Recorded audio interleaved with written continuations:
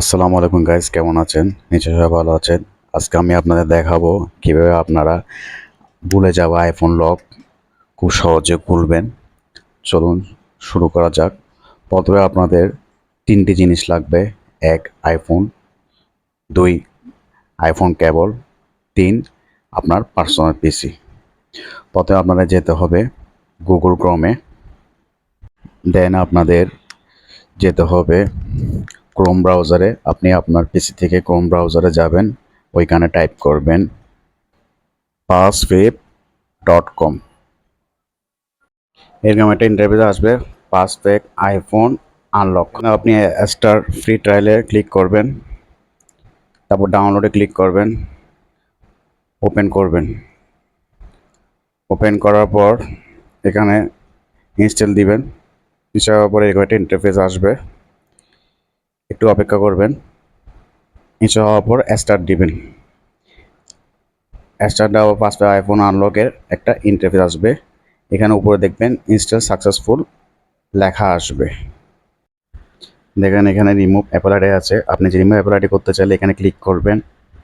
তারপর remove screen time password আছে। আপনি remove screen time password remove করতে চাইলে এখানে ক্লিক করবেন। তারপর আপনার বাইপাস এমডিএম আছে, বাইপাস এমডিএম করতে চাইলে এখানে ক্লিক করবেন। এখানে আলাদা আলাদা ইন্টারফেস দেওয়া আছে, ক্লিক করলে চলে আসবে। এখন আপনি আনলক আইএস স্ক্রিন আনলক করবেন, তো আপনি এখানে স্টার্টে ক্লিক করবেন। স্টার্টে ক্লিক করবেন, একটা ইন্টারফেস আসবে রিমুভ স্ক্রিন লক।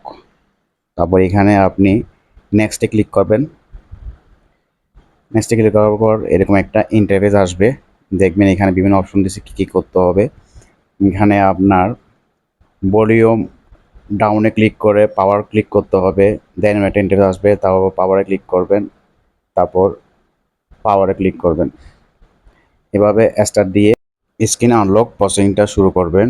অবশ্যই কেবল কানেক্ট করে রাখতে হবে। নেক্সট যাওয়ার পর ডাউনলোড আসবে, ডাউনলোডে ক্লিক করবেন। ডাউনলোডে ক্লিক করে একটা ইন্টারফেস দেখাবে।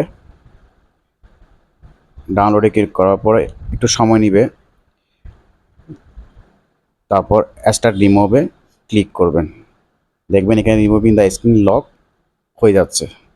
ভিউয়ার্স, একটা জিনিস মনে রাখবেন, এই সফটওয়্যার দিয়ে আপনি আপনার স্ক্রিন লক রিমুভ করতে চাইলে আপনার সকল ডাটা, ছবি, মিডিয়া সব কিছু ডিলিট হয়ে যাবে, এক প্রকার ফ্যাক্টরি রিসেট হয়ে যাবে। সো অবশ্যই এটা মাথায় রাখবেন। আর ভিডিওটি যদি ভালো লেগে থাকে অবশ্যই লাইক, কমেন্ট এবং শেয়ার করবেন। আসসালামু আলাইকুম।